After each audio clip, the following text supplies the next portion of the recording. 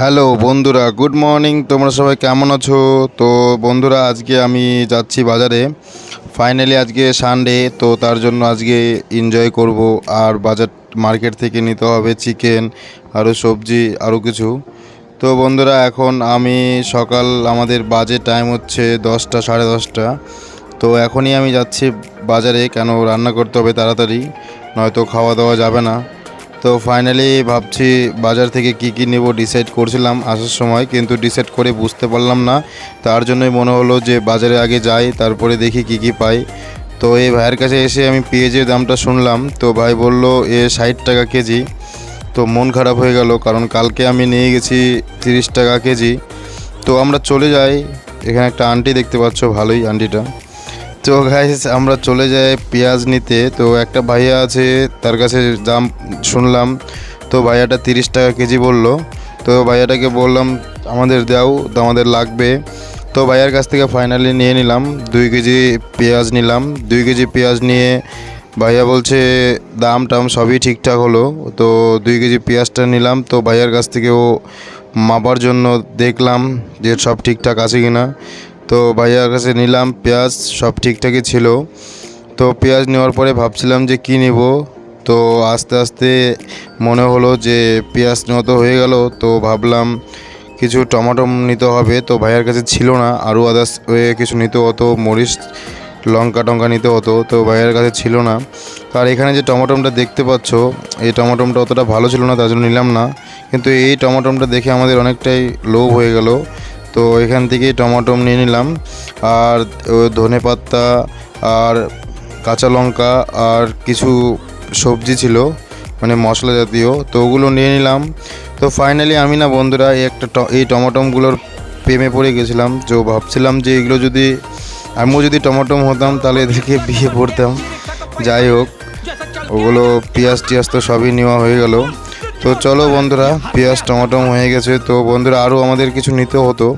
তো ভাবলাম এগুলো তো হয়ে গেল, তো রসুন নিতে হতো, আরও অনেক কিছু নিতে হতো। আস্তে আস্তে আস্তে আবার দেখলাম, কিন্তু মার্কেটটা অনেক ভিড় ছিল বন্ধুরা, অনেক প্রবলেম হচ্ছিল ভিডিও করতেও।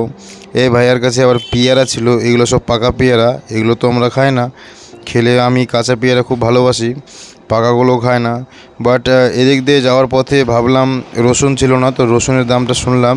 কিন্তু বন্ধুরা, রসুনের দাম শুনে তো চক্ষু মারা, একদম আমার মাথার উঠে গেল কপালে, চোখ আমার কপালে উঠে গেল যে এ বলছে 100 টাকা পাও রসুন, আর যেটা খোলা আছে ওটা হচ্ছে 60 টাকা পাও, মানে 250 গ্রামের দাম 60 টাকা।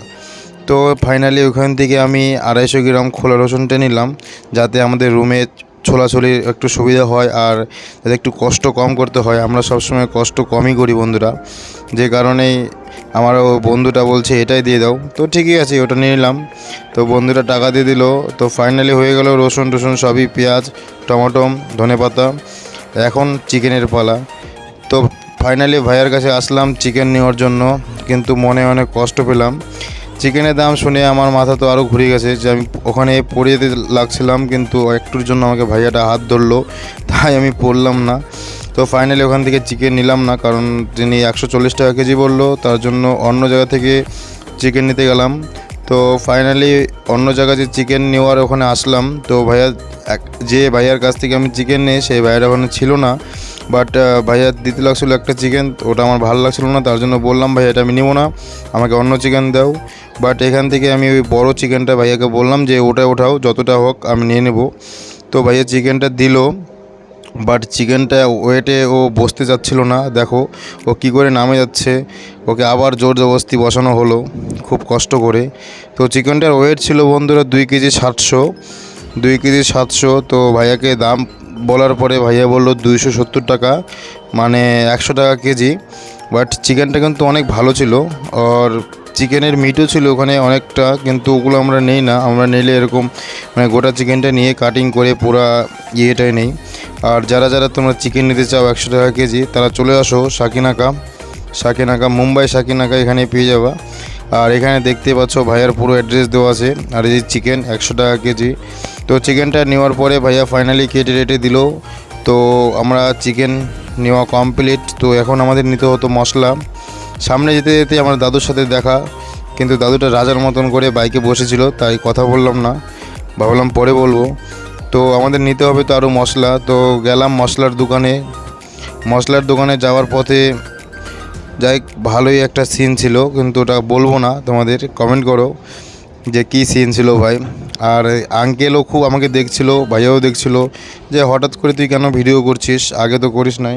কিন্তু যে ভিডিওটা করলাম তাদেরকে বললাম যে আমি ব্লগ করতেছি, তো তারা কিছু বললো না। তো ভাইয়া বললো যে কি কি লাগবে। ফাইনালি আমি এখান থেকে চিকেন মশলা আর জিরা পাউডার দুইটাই নিয়ে নিলাম, কারণ দুইটাই আমাদের ছিল না, আদার্সে মশলাটা আমাদের রুমে ছিল। তো ফাইনালি এটা নেওয়ার পর আমি যখন ভাইয়াকে টাকা পয়সা পুরো ক্লিয়ার করে দিলাম, কিন্তু একটা বিষয় নিয়ে ভাইয়া একটু বলল যে তোরা কি চিকেন বানাবি। আমি বললাম হ্যাঁ, ভাইয়াকেও ইনভাইট করলাম চিকেন খাওয়ানোর জন্য, যে ভাইয়া রুমে চলে আসো, চিকেন হচ্ছে। তো ফাইনালি বন্ধুরা, যারা যারা আমার চ্যানেলে নতুন আছো আর যারা যারা আমার ভিডিও দেখতে চাও, তারা প্লিজ লাইক করে দিও, সাবস্ক্রাইব করে দিও, আর নোটিফিকেশনের যে ঘন্টিটা আছে ওটাও বাজিয়ে দিও, যাতে নেক্সট ভিডিও আসলে তোমার কাছে আগে যায়। তো বন্ধুরা, আজকের মতন এইটুকুই, পরের নেক্সট ভিডিওতে দেখা হচ্ছে। চলো, থ্যাংক ইউ বন্ধুরা।